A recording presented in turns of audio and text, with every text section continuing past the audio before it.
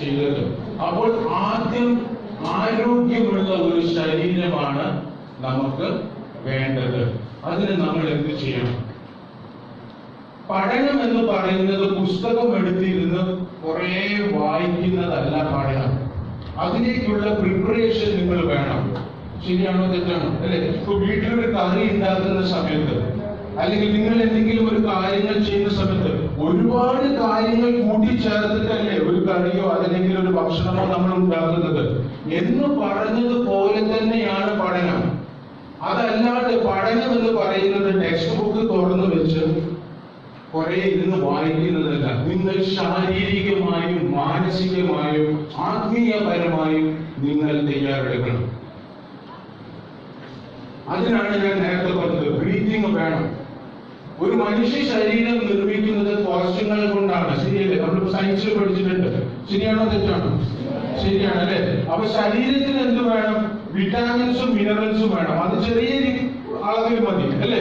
പക്ഷെ കൂടുതലായിട്ട് വേണ്ടത് കാർബോഹൈഡ്രേറ്റ്സും പ്രോട്ടീൻസും ആണ്. പ്രോട്ടീൻസ് എന്തിനാണ്? ബോഡി ബിൽഡിംഗ് ആണ്. കാർബോഹൈഡ്രേറ്റ് എന്ത് തരും? ഊർജം തരും. ശരിയല്ലേ? അല്ലെ? കോശങ്ങളുടെ ഫ്യൂവൽ എന്താ? കോശങ്ങൾക്ക് എന്താ വേണ്ടത്? ഗ്ലൂക്കോസ്. ആർക്കാണ് ഗ്ലൂക്കോസ്? ഓക്സിജൻ. അതാണ് പറഞ്ഞത്. നല്ലൊരു കൈ മുഴുവ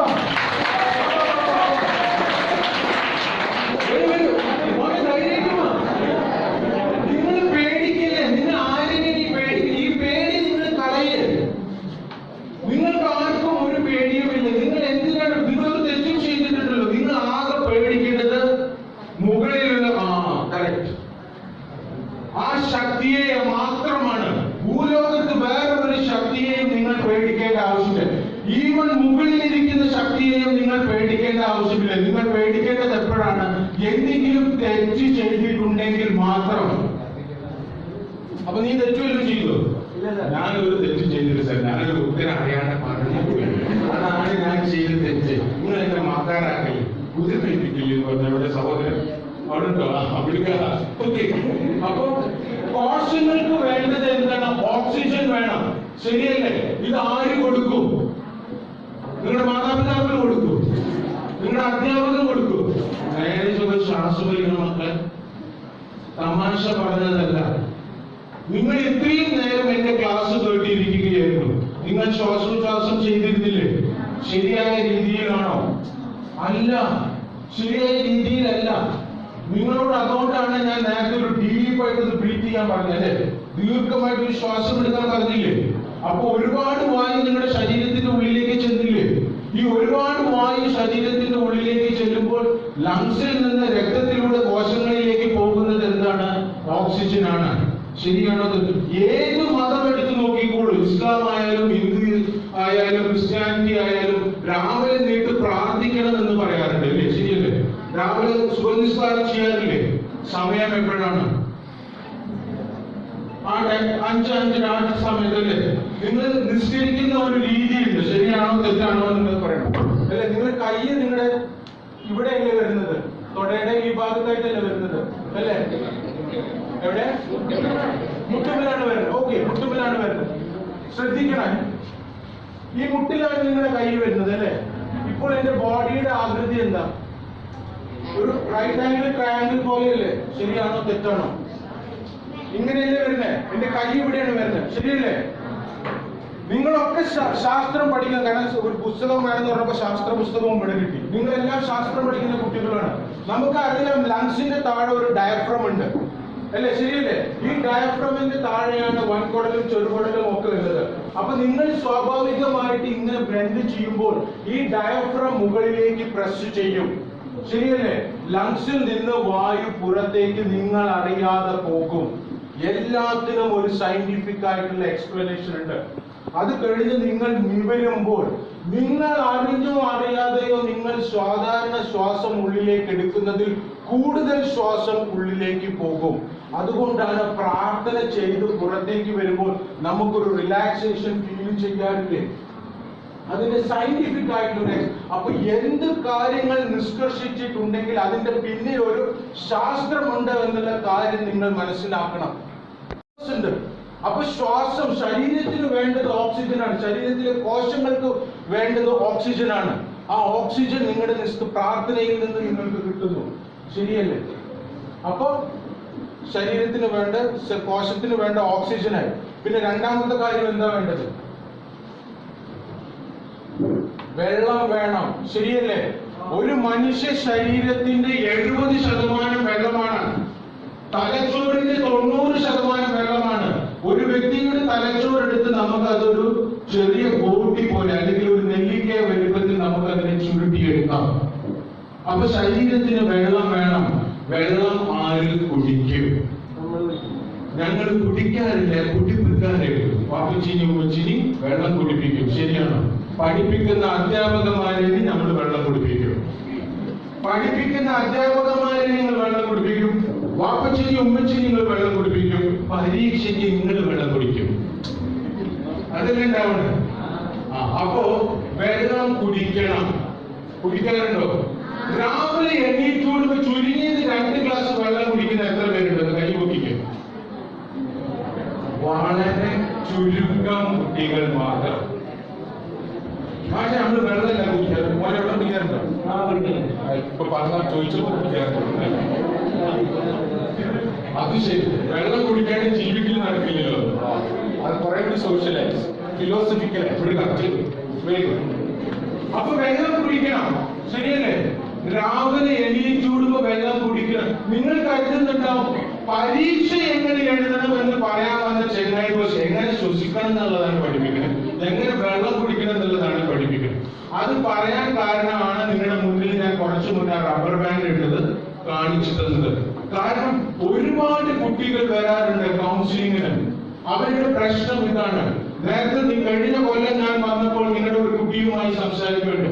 അവളുടെ ഏറ്റവും വലിയ പ്രശ്നം എന്ന് പറയുമ്പോൾ പഠിക്കാനിരിക്കുമ്പോൾ അവൾക്ക് ഉറക്കം വരുന്നു, ക്ഷീണം വരുന്നു. പഠിക്കാൻ താല്പര്യമില്ലാത്തത് കൊണ്ടല്ല, കാരണം നിങ്ങൾ ശാരീരികമായി തയ്യാറല്ല. അപ്പൊ അത് തിരിച്ചറിയണം. അതിനാണ് കൗൺസിലേഴ്സിന്റെ സഹായം നിങ്ങൾ തേടേണ്ടത്. അത് നിങ്ങളുടെ മാതാപിതാക്കൾക്ക്, അതാണ് എന്ത് പ്രശ്നമുണ്ടോ നിങ്ങൾ നിങ്ങളുടെ മാതാപിതാക്കളോട് പറയണം. കാരണം രാത്രി നിങ്ങൾ ഭക്ഷണം കഴിച്ചിട്ട് രാവിലെ നിങ്ങൾ എണീക്കുന്ന സമയത്ത് ഒരു നല്ല ഗ്യാപ്പ് വരുന്നുണ്ട് അല്ലേ? അതുകൊണ്ടാണ് രാവിലെ നമ്മൾ ഭക്ഷണം കഴിക്കുമ്പോൾ അതിന് നമ്മൾ ബ്രേക്ക് ഫാസ്റ്റ് എന്ന് പറയുന്നത്. ഒരു ഫാസ്റ്റിംഗ് നമ്മൾ ബ്രേക്ക് ചെയ്യുകയാണ്. റമദാൻ വരാൻ പോവുകയാണ് അല്ലെ? രണ്ട് മാസം കഴിഞ്ഞ് റമദാൻ വരും അല്ലെ? അപ്പൊ നമുക്ക് വ്രതാനുഷ്ഠാനമുണ്ട്. വ്രതം മുറിക്കുന്നത് എങ്ങനെയാണ്? വെള്ളം കായറ്റി എടുത്തില്ലേ? അപ്പൊ വെള്ളത്തിന്റെ ഇമ്പോർട്ടൻസ് നിങ്ങൾക്ക് മനസ്സിലായോ? കാരണം നിങ്ങളുടെ സ്റ്റൊമക്കിലെ ഡൈജസ്റ്റീവ് സിസ്റ്റത്തില്, ഇതാണ് നിങ്ങളുടെ ഡൈജസ്റ്റീവ് സിസ്റ്റം എങ്കിൽ നിങ്ങളുടെ സ്റ്റൊമക്കിലാണ് ആസിഡ് ഉള്ളത്. നിങ്ങൾ പഠിച്ച കാര്യങ്ങൾ തന്നെയാണ് ഞാൻ ഇവിടെ പറയുന്നത്, ആസിഡ് ഉള്ളത്. അപ്പൊ നിങ്ങളുടെ ഡൈജഷൻ ചെയ്യുമ്പോൾ നമ്മുടെ സ്റ്റൊമക്കിൽ ഭക്ഷണം കടക്കുന്നത് 2 മണിക്കൂർ മാത്രമാണ്. അതിനുശേഷം അത് വൻകുടലിലേക്കും അവിടെ ചെറുകുടലിലേക്കും അതിനുശേഷം വൻകുടലിലേക്കും പോകും. ഈ കംപ്ലീറ്റ് പ്രക്രിയ 6 മുതൽ 8 മണിക്കൂറാണ് എടുക്കുന്നത്. ഭക്ഷണം നിങ്ങളുടെ സ്റ്റൊമക്കിൽ കടക്കുന്നത് 2 മണിക്കൂറാണ്. ഇത് പോയി കഴിഞ്ഞാൽ ഇത് എംപ്റ്റി ആണ്. അപ്പൊ ഇതിന്റെ ഉള്ളിൽ ആസിഡ് ഉണ്ട്. ഇതിന്റെ pH വാല്യൂ എന്ന് പറയുന്നത് 2 ആണ്. അപ്പൊ നിങ്ങൾ രാവിലെ എണീറ്റ് വിടുമ്പോൾ 2-3 ഗ്ലാസ് വെള്ളം കുടിക്കുമ്പോൾ ഇതിന്റെ pH ഡൈല്യൂട്ടഡ് ആകും. കംപ്ലീറ്റ് ബോഡിയിലേക്ക് ആ വെള്ളം അബ്സോർപ്ഷൻ നടക്കും. അതുകൊണ്ടാണ് വെള്ളം കുടിക്കുമ്പോൾ ഇരുന്ന് കുടിക്കണമെന്ന് പറയുന്നത്, ശരിയല്ലേ? ചിലർക്കാണ് രാവിലെ കുപ്പി എടുത്തിട്ട് നേരെ അണ്ണാക്കിലേക്ക് ഒഴിക്കും. കാര്യമില്ല. കാരണം ആരോഗ്യമുള്ള ഒരു ശരീരത്തിലെ ആരോഗ്യമുള്ള ഒരു മനസ്സുണ്ടാവുകയുള്ളൂ. അപ്പൊ ശാരീരികമായി നിങ്ങൾ തയ്യാറെടുക്കണം. അതിന് ചെയ്യേണ്ട ചില കാര്യങ്ങളാണ് ഞാൻ പറയുന്നത്. വെള്ളം നല്ലതുപോലെ കുടിക്കണം, ശ്വാസോച്ഛ്വാസം ചെയ്യണം, ബ്രീതിങ് ചെയ്യണം. നിങ്ങൾ ഏതെടുത്ത് എക്സസൈസ് എടുത്ത് നോക്കൂ. യോഗ ആയാലും ശരി, മാർഷ്യൽ ആർട്സ് ആയാലും ശരി, ഡാൻസ് ആയാലും ശരി, എന്തിലും ബ്രീതിങ്ങിന് ഇമ്പോർട്ടൻസ് ഉണ്ട്. ശരിയാണോ തെറ്റാണ് ബ്രീതിങ്ങിന് ഇമ്പോർട്ടൻസ് ഉണ്ട്. അപ്പോൾ നിങ്ങൾ എന്തുകൊണ്ടാണ് പഠനത്തിന്റെ കൂടെ PT ഫിസിക്കൽ ട്രെയിനിങ് എന്ന് പറയുന്ന ഒരു പീരീഡ് ഉണ്ടാവാറില്ലേ? അത് ഇതുകൊണ്ടാണ്, നിങ്ങളെ ശാരീരികമായി തയ്യാറാക്കാൻ വേണ്ടിയാണ്. അപ്പൊ പഠനം എന്ന് പറയുന്നത് 24 മണിക്കൂറും പുസ്തകത്തിന്റെ മുന്നിൽ ഇരുന്ന് പഠിക്കലാണ് എന്ന് നിങ്ങൾ കരുതി വെച്ചിട്ടുണ്ടെങ്കിൽ അത് തെറ്റാണ്. ശാരീരികമായും മാനസികമായും നിങ്ങൾ പഠനത്തിന് വേണ്ടി തയ്യാറെടുക്കണം. അത് എന്ത് ആക്ടിവിറ്റി, നിങ്ങൾക്ക് പാട്ട് വേണമെങ്കിൽ പഠിക്കാൻ പോവാം, അതല്ലെങ്കിൽ നിങ്ങൾക്ക് ചിത്രകലയോടാണ് താല്പര്യമെങ്കിൽ അതിന് ചെയ്യാൻ പോകാം. എന്തെങ്കിലും ഒരു ഫിസിക്കൽ ആക്ടിവിറ്റി നിങ്ങൾ ഇൻവോൾവ് ചെയ്യണം. എന്തെങ്കിലും ഒരു തലം. ഡാൻസ് ആണ് നല്ലത്. പെൺകുട്ടികളെ സംബന്ധിച്ചിടത്തോളം ഡാൻസ്, ആൺകുട്ടികളെ സംബന്ധിച്ചിടത്തോളം ഫുട്ബോൾ കളിക്കാം, ക്രിക്കറ്റ് കളിക്കാം, എന്ത് കളി കളിക്കാം. നിങ്ങളുടെ രക്ഷിതാക്കളോട് ചോദിച്ചു, ഞങ്ങളൊന്നും വീട്ടിൽ കാണാറില്ല, ഞങ്ങളുടെ തൊഴിലും പറമ്പത്തും കളിച്ചാണ്ടിരുന്ന കാലഘട്ടം ഉണ്ടായിരുന്നു. ഇന്ന് നിങ്ങളെ പുറത്തേക്ക് പോ മക്കളെ എന്നാണ് പറയുന്നത്. കാരണം ഇന്ന് നിങ്ങൾക്ക് മൊബൈൽ വെച്ച് തോണ്ടാനേ അറിയും. ശരിയാണോ തെറ്റാണോ? കുറ്റം പറയുകയല്ല, അത് മാറണം. ഫിസിക്കൽ ആക്ടിവിറ്റീസ് വേണം. പരീക്ഷയോടനുബന്ധിച്ച് ചില കുട്ടികൾക്ക് ടെൻഷൻ വരും. ടെൻഷൻ വരേണ്ട കാര്യമില്ല. നിങ്ങളുടെ ശരീരത്തെ നിങ്ങൾ തയ്യാറെടുപ്പിക്കണം. ഒരു വീട്ടില്, അല്ലെങ്കിൽ ഇപ്പൊ ഞാൻ നേരത്തെ പറഞ്ഞൊരു ഉദാഹരണം അല്ലെ, ചിലപ്പോൾ നമ്മുടെ മാതാപിതാക്കൾ വരെ തൊട്ടപ്പുറത്തേക്ക് വീട്ടിൽ നോക്ക്, 12 മണി 1 മണിയായിട്ട് അവിടുത്തെ ലൈറ്റ് അടച്ചിട്ടില്ല. ഇവിടെ 10 മണി ആയപ്പോഴേക്കും പോയി കാണുന്നു, അല്ലെങ്കിൽ ഇവിടെ പോയി കാണുന്നു, പ്രശ്നമില്ല. കാരണം ഒരു വീട്ടിലും ഒരു മാതാപിതാവിന് 3-4 കുട്ടികൾ ഉണ്ടെങ്കിൽ, അല്ലെങ്കിൽ 1-2 കുട്ടികൾ ഉണ്ടെങ്കിൽ, ഈ 2 കുട്ടികളുടെയും സ്വഭാവവും ശരീരഘടനയും രീതിയും വ്യത്യാസമാണ്. ശരിയല്ലേ? അപ്പൊ ചില കുട്ടികൾക്ക് രാത്രി ഒരുപാട് നേരം ഇരുന്ന് പഠിക്കാൻ സാധിക്കും, ചില കുട്ടികൾക്ക് അത് സാധിക്കില്ല. പഠിക്കാൻ സാധിക്കുമോ ഇല്ലയോ എന്നുള്ളത് നിങ്ങളുടെ മാതാപിതാക്കളെക്കാൾ കൂടുതൽ അറിയുന്നത് നിങ്ങൾക്കാണ്.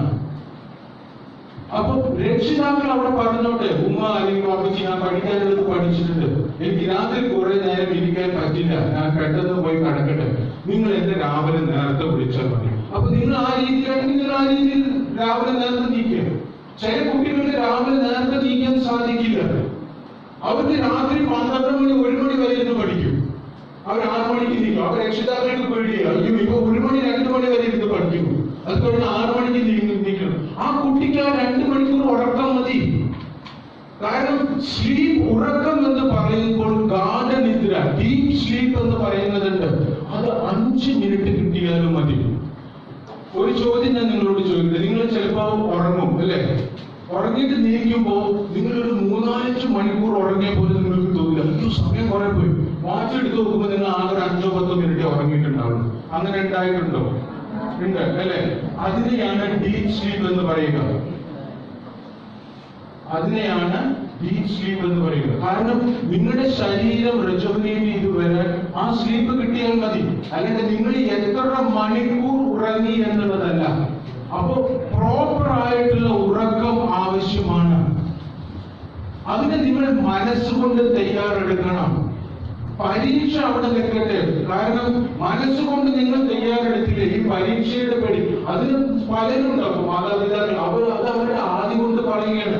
ഞങ്ങൾ പഠിച്ചിരുന്ന കാലത്ത് യൂട്യൂബും ഇല്ല, ഫേസ്ബുക്കും ഇല്ല, വാട്സപ്പും ഇല്ല, ഒന്നുമില്ല. ഗുരുമുഖത്തിൽ നിന്ന് തന്നെ വേണം അധ്യാപനം നടക്കാൻ, അറിവ് നേടാൻ. പരീക്ഷയ്ക്ക് അറ്റൻഡ് ചെയ്യണമെങ്കിൽ ഗൈഡാണ്, ബി ഗൈഡും അസിസി ഗൈഡും. ശരിയല്ലേ സാർ? നമ്മളൊക്കെ പഠിച്ചത് ഗൈഡാണ്.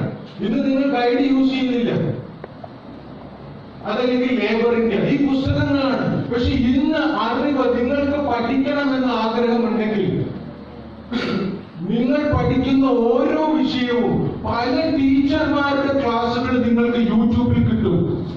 ശരിയാണോ തെറ്റാണോ? ശരിയാണല്ലേ? അപ്പൊ ഒരു അധ്യാപകൻ നിങ്ങളെ കണക്ക് പഠിപ്പിച്ചു, നിങ്ങൾക്ക് അത് മനസ്സിലാകുന്നില്ല, നിങ്ങൾക്ക് യൂട്യൂബ് എടുക്കാം.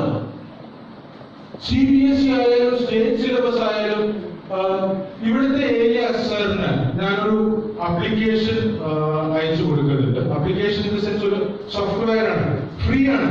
CBSE ആണ് അവിടെ ഇരിക്കുന്ന കുട്ടികൾ മുഴുവനും, അതോ സ്റ്റേറ്റ് ആണോ?